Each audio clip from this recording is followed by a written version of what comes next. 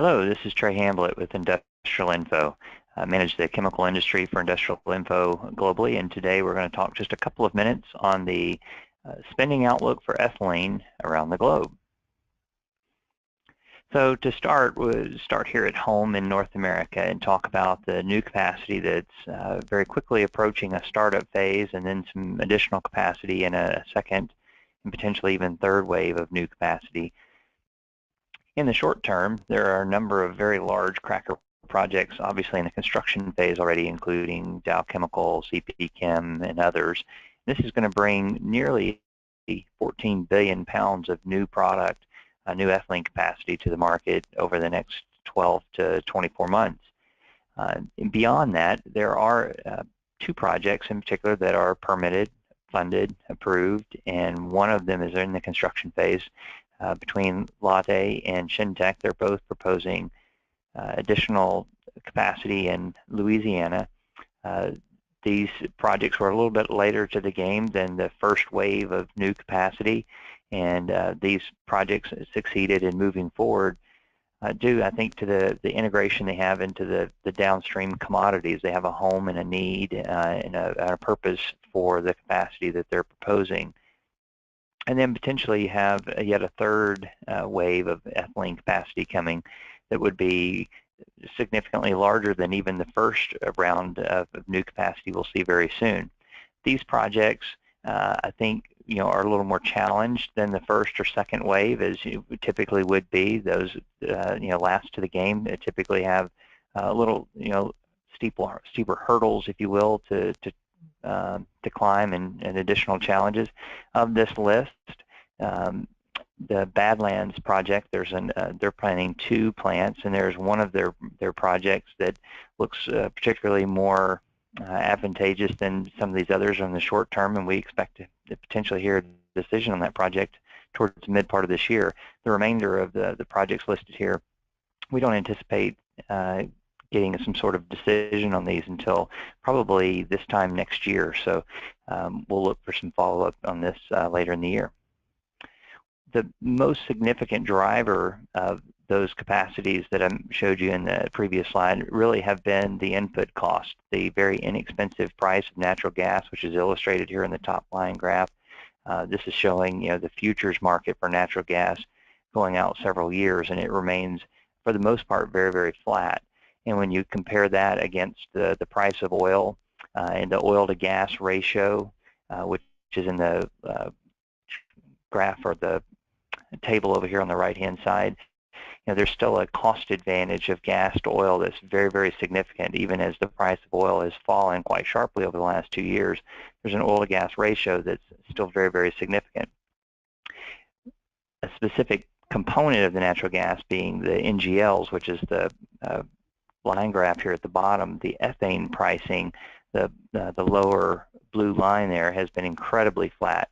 And ethane, of course, has been the #1 proponent as the preferred feedstock for ethylene going forward. And this is pricing provided by Petrochemical wire over the last 12 months.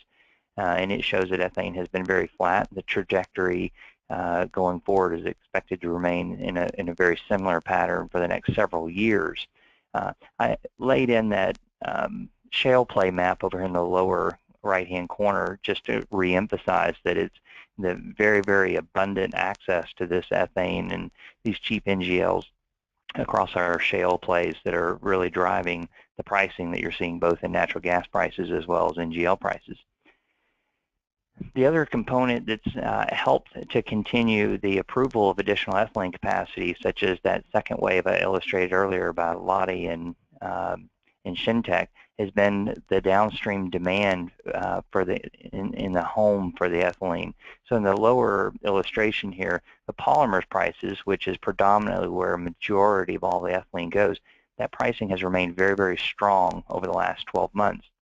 Despite in the top illustration where you see the prices for ethylene as a merchant commodity or retail commodity has come off quite sharply, the end game for it, the home for it in the polymers market, has remained very, very strong. So again, this is very reinforcing to those producers that despite the price of ethylene coming off, there's a very attractive end end game for it that's holding its ground. Before we leave ethylene here domestically, just a brief point about upcoming planned maintenance turnarounds. 2015, we had 11 planned turnarounds. In 2016, you see that number increase quite sharply. In any typical given year, we'll have 10 to 12 planned ethylene unit turnarounds.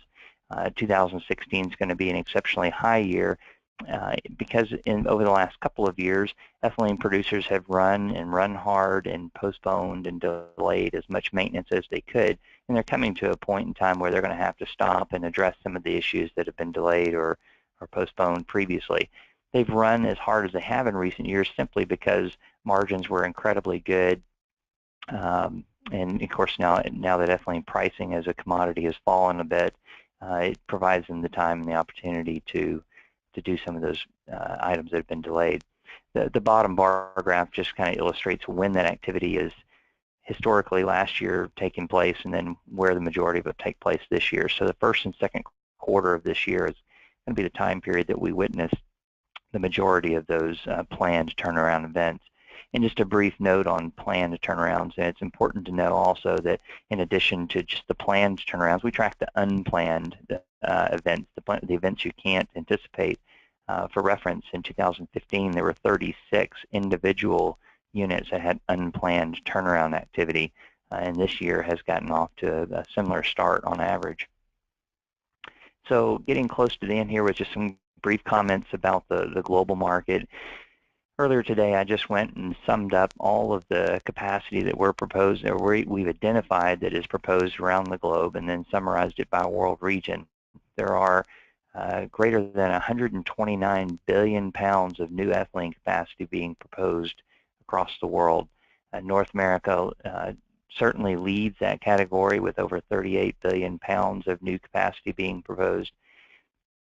The Middle East comes in second, and predominantly this is very much capacity being proposed in Iran and some of the sanctions that were lifted there and the optimism that exists around that part of the world being able to play on the global market in a much different position than it has historically.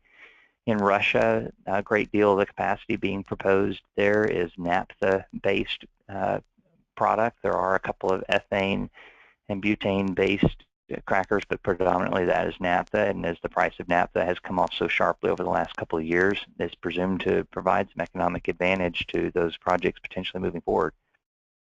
The capacity in China, MTO, methanol to olefins, and naphtha capacity alike, so the ethylene there could quite possibly be fed by an MTO technology, and of course we did a brief discussion here online with Industrial Info a few weeks ago talking about methanol capacity being proposed here in the U.S. and being shipped over to China, and this could be where it finds its home.